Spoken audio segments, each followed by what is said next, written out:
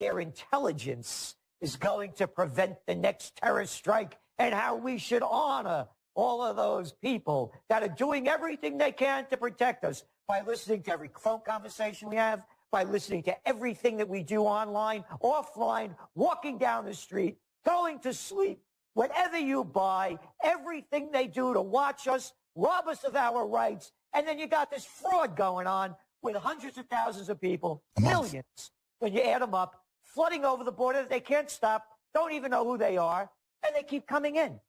So how come that's not being brought out? What is the method of the madness? I mean, what is the plan? Because they're following the exact same plan in Europe, too. I mean, this is a plan. Well, the plan is, again, you know, it's when things break down, that's their excuse, as you were pointing out, to have that EU army to keep you in check. So when things break down, then they come out again and say, we got to protect you. We got to stop this from happening. It'll never happen again. So that's what they do. They create the violent situations, and then they cover it up by saying, we're not going to let this happen again. Yeah, but you created it. And because we've had the death of common sense, they never get held accountable. That, I mean, used to, they do something 5 years before and then pretend to save us 5 years later. Now they do it 1 month, block the FBI from actually stopping real terrorists, but then take more of our rights after the terrorist attack, who they allowed to come in. I mean, it's just crazy. Yeah, and then again, when you look at the entire picture, when you talk about terrorism, you know, if I was born in Iraq or Yemen or Libya or Syria or Afghanistan, and a foreign country came in and bombed my whole country into ruins, killed everybody that I love, and I'm a young kid, my parents are dead, my aunts and uncles, everybody, my friends, I have no future. You think I'd be radicalized? You think I'd want to blow the brains out of the people that blew the brains out of the people that I loved? And then they say, we got to stop this terrorism from happening. You created it. And they're creating this situation. Look, go back to the Great Depression. When the Great Depression came about, they stopped immigration from coming into this country. You couldn't come into the country after World War II. I had relatives from Italy that couldn't come over. They had quotas. They stopped it to stabilize the nation after the Great Depression because the people here didn't have jobs. We certainly weren't going to bring others in. So this isn't about Mexicans or Muslims. It's about common sense. And the common sense is, if your house is full, you can't get any more people in the doors, you ran out of food, you're going to bring more in? So that is the issue. But going back to the whole immigration issue, by the way, and I've been writing about this since the mid-'80s, it was the National Association of Manufacturers, when we had manufacturers, and then later on, Silicon Valley, the con men out there. Yeah, they want to drive wages down, even though it ultimately will destroy their own market. Yeah, they brought in all the cheap labor. That's what they wanted. And they got it. And now our whole standard of living's declined. And that's what the Brexit vote was about. You look at the facts, it's the data, not making it up. Major issues were the migrants coming in from Romania and Poland, cheaper labor, putting the people out of work. And the second thing is, they didn't want to lose their nationality. And how dare you don't want to lose your nationality? You should become vanilla. EU will put you in a vanilla package, and how dare you want to maintain your ancestral heritage? That's what the vote was really about. And the people had enough of it. Oh, and there's this other great con going on. Now they want to do another vote. What do you mean you want to do another vote? You lost the other one. Oh, no. But we don't like losing because we're the establishment.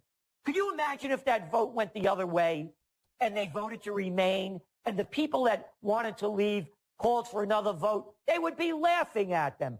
But as you call them and I call them, the prostitutes and media whores, no, because the establishment wanted to remain. Even Obama went over there, and if you're going to get back in the back of the queue, if you leave, Abe went over there. All the Jamie Dimons, the White Shoe Boys, all telling them to stay, and they left.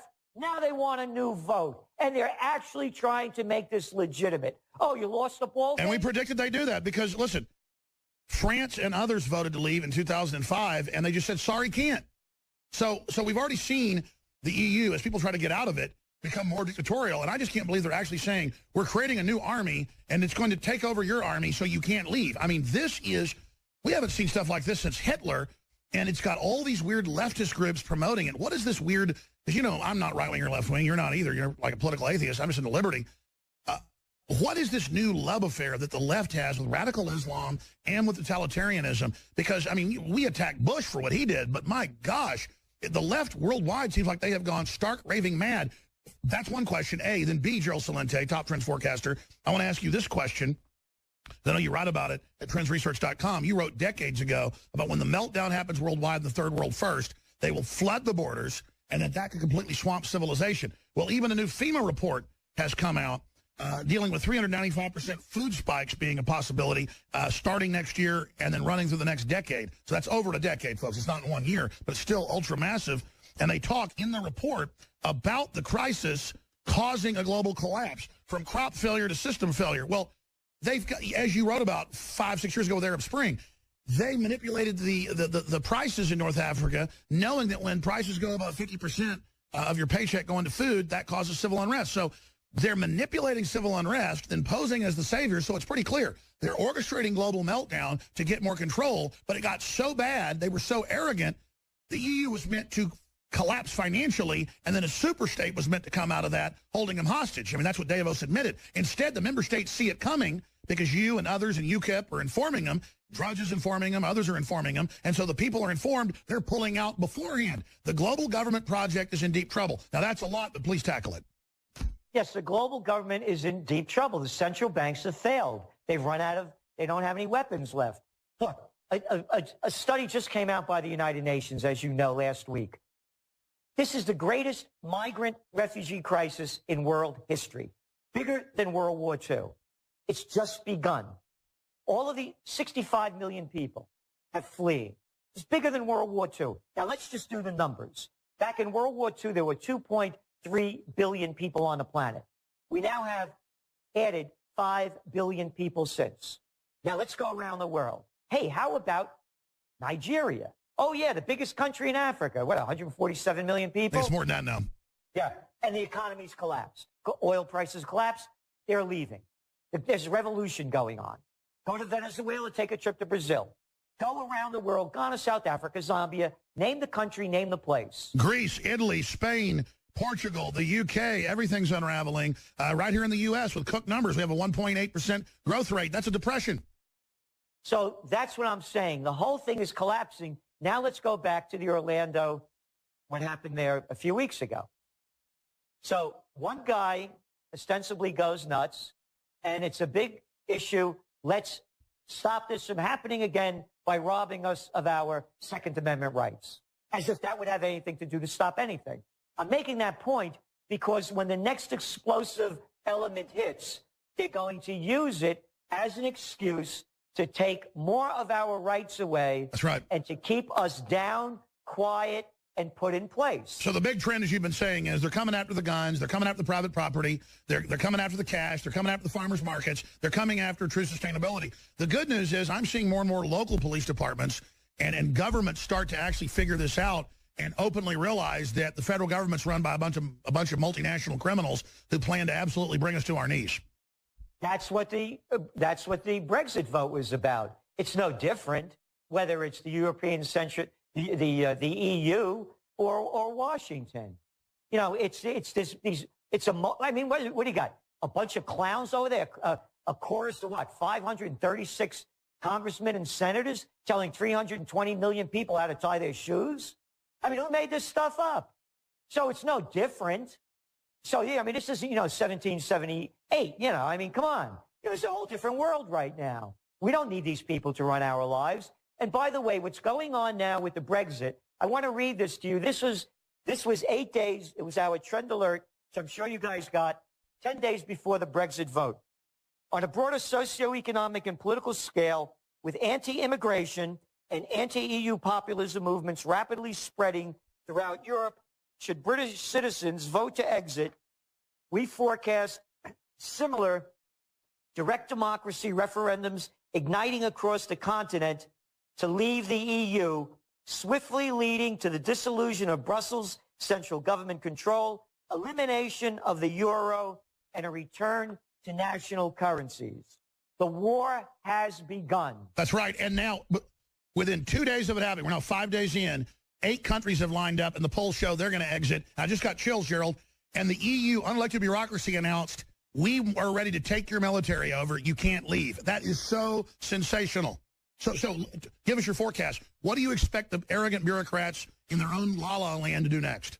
They will fight and do anything they can to remain in power and rob us of our rights. They will start wars. They will enslave their own people, rob us of more of our rights. They'll start race wars? Everything. You name it, they're going to do it. They will do anything to remain in control. And again, you know, GC's 3 Gs. Guns, gold, and a getaway plan. You know, you never know what's going to happen. And you see what's going on with gold.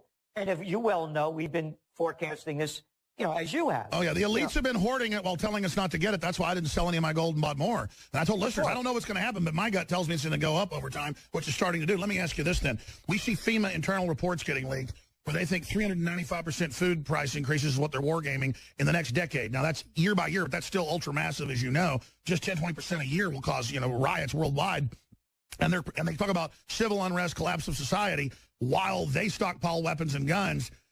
What do you think they think is going to happen? I mean, are they going to trigger an implosion, or has the implosion already begun and they just think they're going to ride it to power? They can't stop it. It's the central banks have failed. They have negative interest rate policies. Negative, what, 40% of the bonds being sold? You buy the bond, and when you cash it in, you get less money, and you can't make this stuff up. Negative yields, the white shoe boys. And then meanwhile, I predict that you will see the mainstream media admit it's gone bankrupt, and basically even the facades will be taken down now because they literally have 6% trust rates in polls. They have no viewers or readers anymore. I predict in the next year you're going to see massive media collapse, more than you've seen the last 10 years combined, Gerald. You can stick a fork in them. You can see them only intensifying their lying, and it's not working. What do you think about my prediction? Well, I think you're right to an extent, but they still have a lot of power because it's the mass media. And so all right, we're talking about Brexit, for example. 2 days before the Brexit vote, only 26% of Americans even knew about it. And so what I'm saying is... They're lying by omission.